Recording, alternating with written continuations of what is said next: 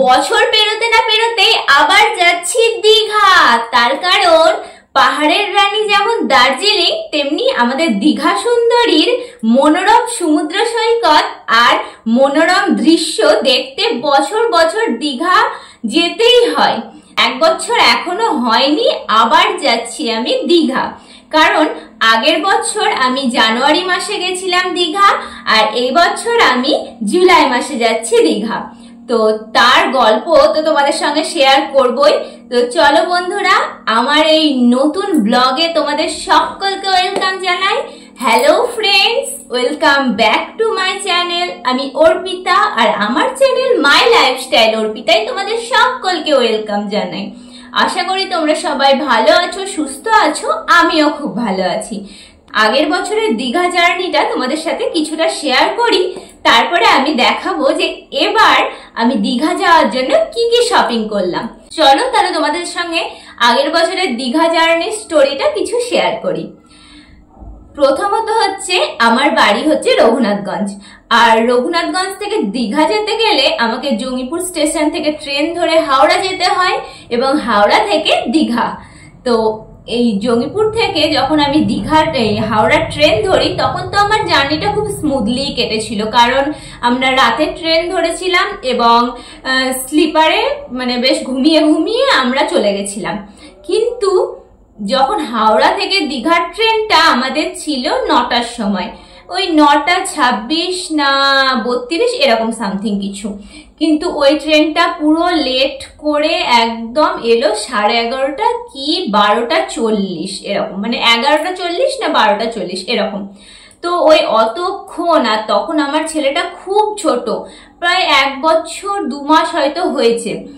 তো ওই ছোট বাচ্চাকে নিয়ে স্টেশনে বসে থাকা মানে একটা মারাত্মক একটা ঘটনা চলে গেছে আমার সামনে দিয়ে। ওই কি বলবো, ওই টাইমে কিছুতেই সময় যাচ্ছে না, আর ট্রেনও আমাদের প্রচুর লেট করেছিল। তো সেই সময় যাই হোক, কোনো রকমে 12:40 ট্রেন ধরে প্রায় 3টে বেজে গেছিল মনে হয় আমাদের দীঘা পৌঁছাতে। তো কোনো রকমে তো পৌঁছালাম, সবার নাজেহাল অবস্থা। আর সেই সময় আমার শাশুড়ি মা, আমার মা, আমার বোন, আর আমি, আমার হাজবেন্ড, আর আমার পুচকু, এই 5 জন মিলে গেছিলাম। তো সবার নাজেহাল অবস্থা, শাশুড়ি মা তো খুব অসুস্থ হয়ে পড়েছিল। তো যাই হোক, রুমে গিয়ে পৌঁছানো গেল। তারপরে ভাত টাত খেয়ে, ছেলে তো ঘুমিয়েই গেছিল না খেয়ে, তো ভাত টাত খেয়ে সবাই একটু ভাত ঘুম মেরে নিলাম, কারণ একদম টায়ার্ড হয়ে পড়েছিলাম। তো ঘুমিয়ে টুমিয়ে ঘুম ভাঙে তখন দেখছি সন্ধে 7টা। তো সন্ধে 7টায় ওই কাছে ভিতে 2টো পার্ক ছিল, ওই পার্ক দুটোই ঘুরে এলাম। পার্কটার নাম এই মুহূর্তে আমার মনে পড়ছে না, তো আমি যদি মনে পড়ে তো আমি সাইডে লিখে দিব। তো ওই পার্ক দুটোই ঘুরে এলাম। তো পার্কে ঘুরে আসার পর আবার রুমে চলে এলাম। তো সেদিনের জার্নি সেদিনে পৌঁছে আমরা কোথাও সেরকম ঘুরতেই পেলাম না, আর আমাদের দীঘা সুন্দরী দেখাই হলো না। তো দীঘা সুন্দরী সমুদ্র সৈকত আর সেদিন দেখতে পেলাম না। আবার রুমে চলে এলাম। তো রুমে এসে আবার রাত্রিবেলায় খাওয়া দাওয়া করে রেস্ট নিয়ে তখন পরের দিন ভোরবেলায় মোহনা যাব বলে সবাই তাড়াতাড়ি ঘুমিয়ে পড়েছি রাত্রেবেলায়, যে পরের দিন ভোর 4টে 4:30টার সময় উঠে আমরা মোহনা যাব। আর সেরকম ভাবে একটা টোটো আমরা রিজার্ভ করেছিলাম, টোটো তো না, অটো, একটা অটো দাদার সাথে আমরা রিজার্ভ করেছিলাম যে পরের দিন আমরা ভোরবেলায় যাব। সেই মতে অটো দাদা আমাদের নাম্বারও দিয়েছিল, এবং ফোন করে তখন আমরা যাব। তো কি মুষলধারে বৃষ্টি শুরু করে দিল, সেই ভোরবেলা থেকে সবাই আমরা রেডি হয়ে বসে আছি, আর অটো দাদাও আসতে পারছে না, আমরাও যেতে পারছি না। এবার মোহনা তো যাবে সূর্য উদয় দেখতে, আর এই বৃষ্টিতে তো সূর্য উদয় হবেই না, দেখাই যাবে না সমুদ্রে। তো তার জন্য আমাদের সেদিন সকালটাও বৃথা হয়ে গেল, না আমাদের ঘোড়ায় চাপা হলো, না আমাদের মোহনা দেখা হলো। তো সেদিন সকালটাও বেকার, প্রায় মনে হয় 10টা-11টা অব্দি বৃষ্টি কমলো না।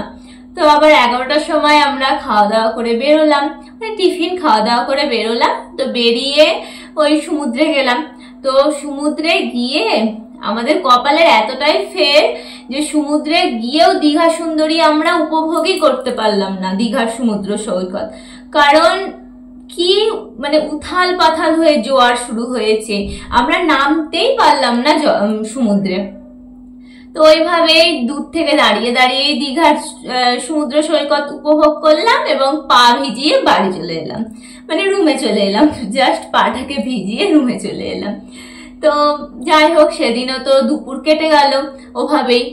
তো বিকেল বেলায় আমরা ওই উদয়পুর, তারপরে তালসারি, ওগুলো যেগুলো আছে মন্দারমণি, ওই সবগুলো ঘুরতে গেছিলাম।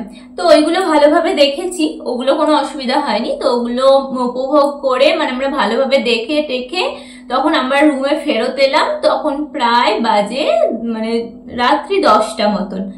তো তোমার রাত্রি 10টা মতন বাজে। তো হয়ে গেল, সেদিনটার রাত কভার হয়ে গেল। তো আমরা 3 দিন ছিলাম, মানে 3 দিন বলতে কি 2 দিন রাত্রি ছিলাম আর 1 দিন হাফ বেলা। তো পরের দিন আর কি আমরা সমুদ্রের সৈকত উপভোগ করব, না স্নান করব, না বাকি মন্দিরগুলো দেখতে যাব, না জাহাজ বাড়ি দেখতে যাব, মানে কিছুই হলো না আমাদের। শুধু যাওয়াই হলো, আসাই হলো, আর পয়সাটাই নষ্ট হলো। তো পরের দিন সকালবেলায় আমরা সকাল সকাল সমুদ্রে গেলাম, যে তখন পূর্ণিমা ছিল আর জোয়ার ভাটা লেগেই আছে, তার জন্য সকাল 8টা সাড়ে 8টার মধ্যেই আমরা চলে গেছিলাম সমুদ্রে। তো সমুদ্রে গিয়ে দেখছি ওরমই অবস্থা, বসে থেকে থেকে তো 11টার সময় একটু স্নান টান করলাম, করে এসে আবার রুমে এলাম। রুম থেকে আর কিছুই দেখতে পেলাম না, ট্রেনের টাইম হয়ে গেল। আর খাওয়া দাওয়া করে দেন আমরা আবার স্টেশনে চলে গেলাম, স্টেশনে ট্রেন ধরে আবার বাড়ি। মানে সেভাবে দীঘা সুন্দরী উপভোগই করতে পারিনি আমরা, তার জন্য মনে তো একটা ক্ষোভ আছেই। সে কারণে আবার আমরা যাচ্ছি দীঘা। 1 বছর যেতে না যেতে আবার দীঘার টিকিট কেটে ফেলেছি, কারণ ছেলেকে নিয়ে দূরে কোথাও ঘুরতে যাওয়া মানে ইম্পসিবল আমার পক্ষে, কারণ আমার ছেলে যা দুষ্টু, ওকে সামলানোই মুশকিল। তো কাছে পিঠে কোথায় যাব, তো দীঘায়। তার জন্য আমরা যাচ্ছি দীঘা। আর এবার দেখি কপালে কি লেখা আছে, আদৌ কি আমরা সেভাবে মানে যেই ইচ্ছা আকাঙ্ক্ষা মনে নিয়ে যাচ্ছি আদৌ পূরণ হবে কিনা। তোমরাও প্রে করো ঠাকুরের কাছে, যেন আমরা মানে গিয়ে ঠিকভাবে দীঘা সুন্দরী উপভোগ করতে পারি এবং আশেপাশের জায়গাগুলো ঘুরতে পারি। তারপরে এবার আবার ছেলেটা একটু বড় হয়েছে, দেখা যাক এখন লাস্ট অব্দি কি হয়। তো চলো তোমাদের সাথে এবার শেয়ার করি যে আমি দীঘা যাওয়ার জন্য কি কি কিনলাম। তো ফার্স্টে আমি আমারটা দিয়ে শুরু করছি। তো এবার আমি ভেবেছি ওখানে সব টপ পরবো, টপ আর প্যান্ট। তো এই দেখো, কোন টপটা বেশি ভালো লাগছে সেটা কিন্তু অবশ্যই জানাবে। তো এটা লং টপ,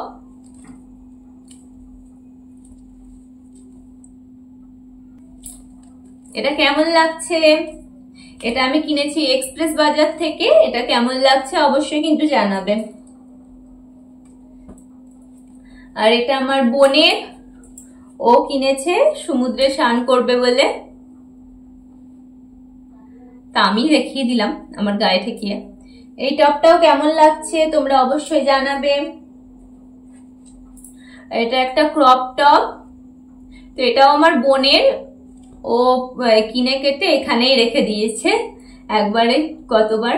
আর হ্যাঁ, তোমাদেরকে তো বলাই হয়নি যে আমরা কে কে যাচ্ছি। আমরা এবার যাচ্ছি আমি, আমার হাজবেন্ড, আমার ছেলে আর আমার বোন, আমরা 4 জনাই যাচ্ছি দীঘা। তো এটা একটা ক্রপ টপ, এটাও এক্সপ্রেস বাজার থেকে কিনা। আর এটা নিয়েছি আমি, এটাও কেমন লাগছে অবশ্যই জানিও।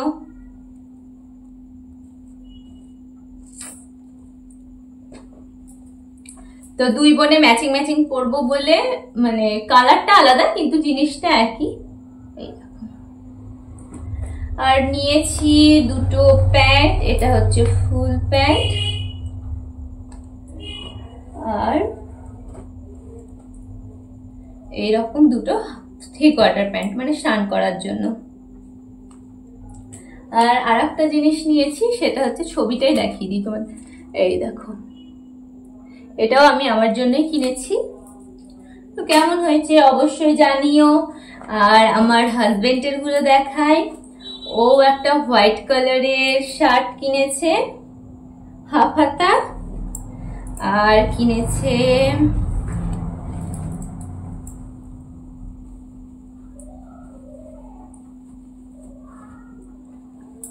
হোয়াইট কালারের টি শার্ট আর একটা প্যান্ট। তো প্যান্টটা তো কিনছিলাম আমি মায়ের সাথে গিয়ে, তোমরা তো দেখেইছো ব্লগিং এ, আগের ব্লগিং এ। তো আমার শপিং গুলো সব কেমন হয়েছে অবশ্যই কিন্তু কমেন্ট বক্সে জানাবে।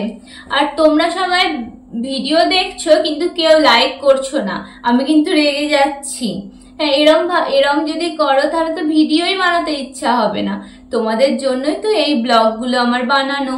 এবার তোমরা যদি সুন্দর সুন্দর কমেন্ট না করো, লাইক না করো, তাহলে মনটা ভেঙে যায়, তখন আর পরবর্তীতে ভিডিও বানাতে ইচ্ছেই করে না। তো অবশ্যই প্রচুর প্রচুর লাইক করবে এবং আমার ভিডিওতে কমেন্ট করবে। আর যারা নতুন বন্ধু আছো তারা কিন্তু অবশ্যই সাবস্ক্রাইব করে দিবে চ্যানেলটা। তো এবার দেখায় জুতো।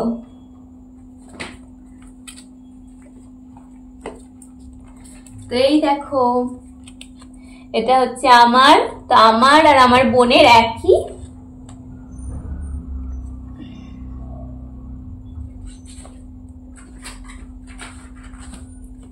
আর এটা হচ্ছে আমার হাজবেন্ডের।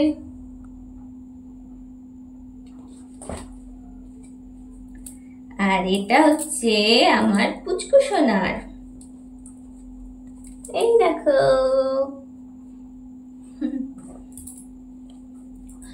তো বন্ধুরা, আমার এই শপিং গুলো তোমাদের কেমন লাগলো, কোন টপটা বেশি ভালো লাগছে অবশ্যই কিন্তু কমেন্ট বক্সে জানাবে।